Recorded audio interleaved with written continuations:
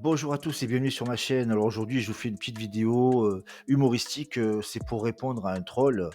Ce week-end, il y avait les universités d'été de Reconquête et je voulais y aller. Donc j'ai acheté un billet en ligne comme la procédure l'expliquait sur leur site.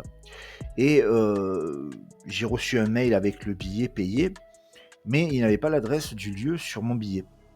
Donc j'ai essayé de téléphoner aux gens qui étaient sur place pour qu'ils me donnent cette adresse. Et ils ont sûrement pas entendu mon téléphone, ou ils étaient occupés, il y avait du bruit, je sais pas.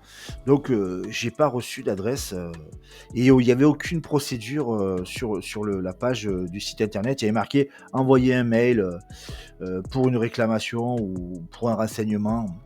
Voyant l'heure, qui passait, j'avais autre chose à faire, je me suis dit: «C'est bon, ils peuvent garder mes 20 €, c'est terminé, quoi». Donc je suis allé poser un commentaire, que je vais vous lire. Hier, j'ai acheté un billet en ligne pour les UDT de Reconquête, mais il n'y avait pas l'adresse du lieu comme stipulé. Sur place, personne ne répondait au téléphone pour me renseigner.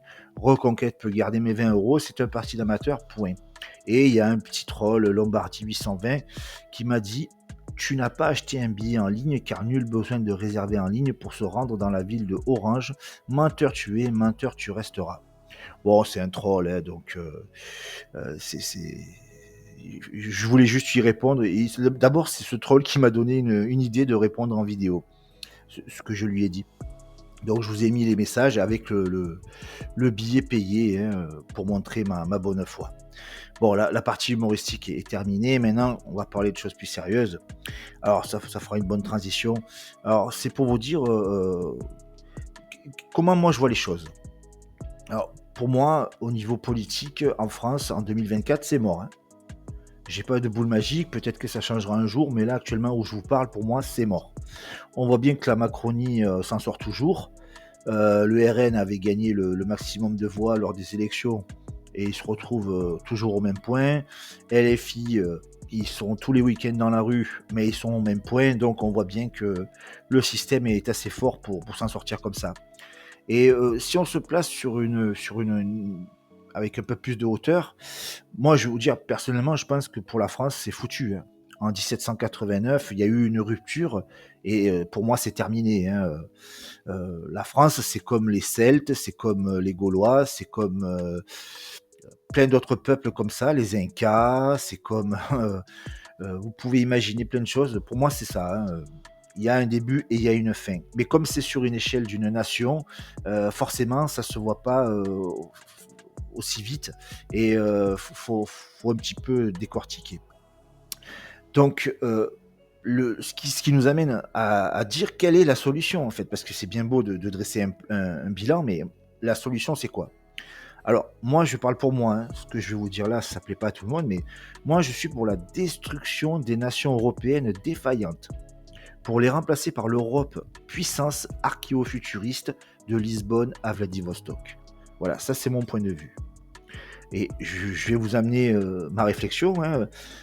Selon moi, il va y avoir, dans les prochaines années, selon les projections démographiques, quand les boomers vont commencer à partir, les boomers qui sont nés entre 1943 et 1960 après la Seconde Guerre mondiale, selon une échelle de vie d'environ 80 ans, pour les hommes et pour les femmes dans ce pays.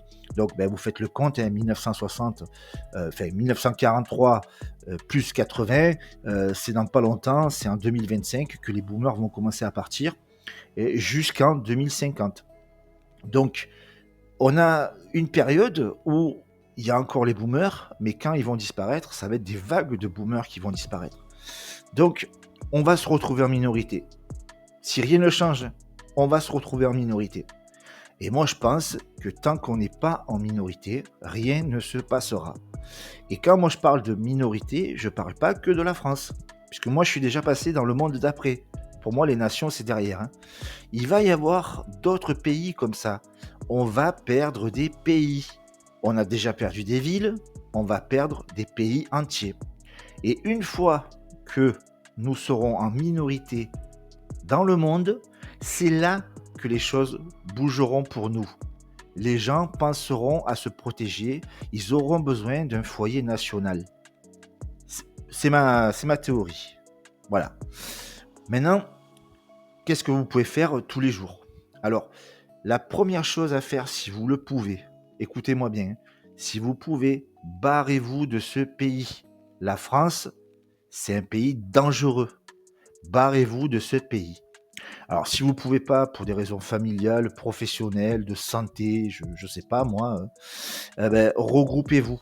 Mais ne vous regroupez pas dans des structures qui appartiennent à l'État ou qui sont subventionnées ou voilà, regroupez-vous dans des endroits safe, des endroits où vous êtes assez, vous êtes comme chez vous, hein, on s'est compris.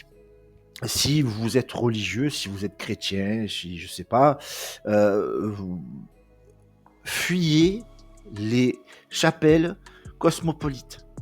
Ne leur donnez pas du fric.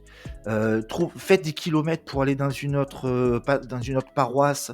Démerdez-vous pour rester entre vous. Voilà, c'est ça que j'ai à dire. Voilà, une dernière chose que je voulais vous dire, c'est au niveau culture.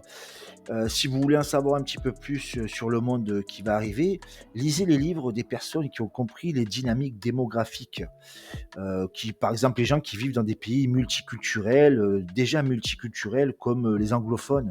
Alors moi, je vous conseille les livres de Jared Taylor parce qu'en plus, ils ont été traduits en français, donc ils sont faciles d'accès et ils vous décriront bien ce qui va se passer.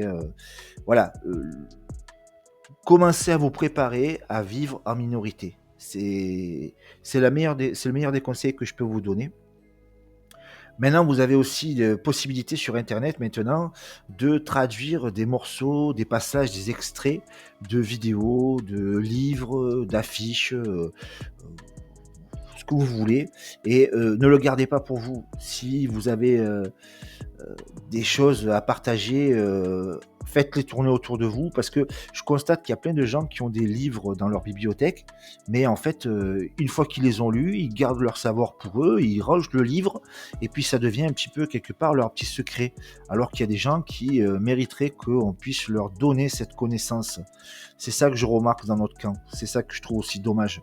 Donc, partagez vos lectures, partagez vos vidéos, partagez tout ce qu'il y a à partager. En même temps, ça fera plaisir à des gens et puis eux feront peut-être de même. Voilà les amis. Écoutez, sur ce, je vous laisse pour une prochaine vidéo et je vous dis à très bientôt.